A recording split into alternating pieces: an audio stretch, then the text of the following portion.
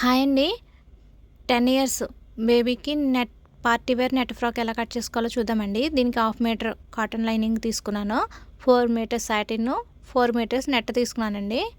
మీకు నచ్చితే 2 metres polyester lining కూడా వేసుకోవచ్చు.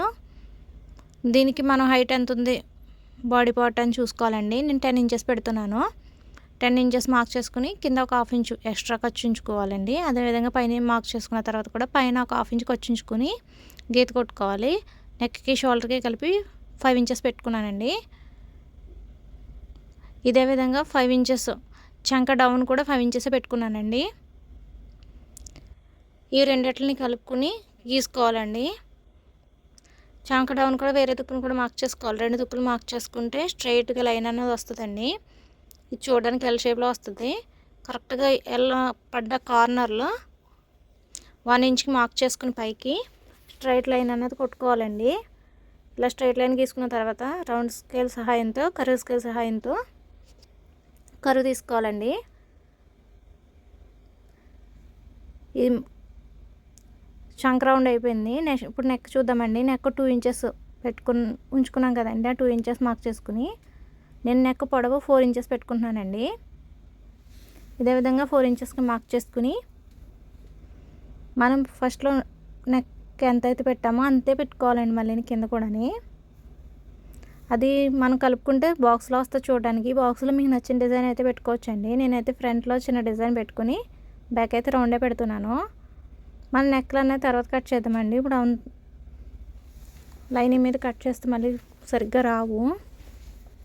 ఇలా కొట్టేసుకున్న తర్వాత ఇప్పుడు నడుము లూజ్ అన్నది మార్క్ చేసుకోవాలండి. నేను నడుము లూజు 6 ఇంచెస్ అండి. 1 ఇంచు ఖర్చుకి డాట్స్కి 2 ఇంచెస్ ఖర్చుకి మార్క్ చేసుకున్న తర్వాత చెస్ట్ దగ్గర కూడా 7 ఇంచెస్ మార్క్ చేసుకుని 2 ఇంచెస్ ఖర్చుకి ఈ మార్క్ చేసుకున్న తర్వాత రెండింటిని కలుపుకోవాలండి. చూడండి, నేను ఇక్కడ మిస్టేక్ చేశాను. ఆ మిస్టేక్స్ అన్నీ మనం కటింగ్లోనే చూసుకోవాలండి, లేదంటే తర్వాత చాలా తప్పు వస్తాయి మళ్ళీ. నేను డాట్స్ కానీ 1 ఇంచ్ ఉంచానండి. కాకపోతే ఆ 1 ఇంచ్ ఇందులో కలిపేస్తున్నాను. అలా కలపకూడదండి. తర్వాత మనం కట్స్ పెట్టుకుంటాం కదండి, అప్పుడు తేడా వస్తాయి.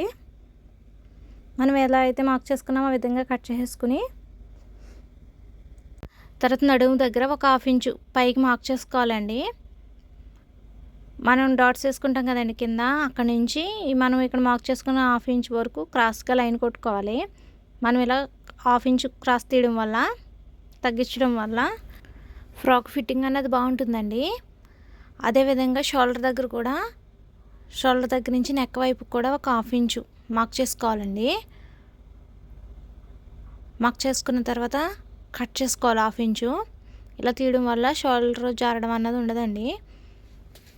మనం ఇప్పుడు తీసుకున్న 4 మీటర్స్ సాటిన్ క్లాత్ని 4 మడతలు వేసుకుని మనకి ఎంతైతే లెంత్ కావాలో అంత లెంత్ కట్ చేసుకోవాలండి. ఎందుకంటే ఫ్రిల్స్ పెడుతున్నాం కాబట్టి.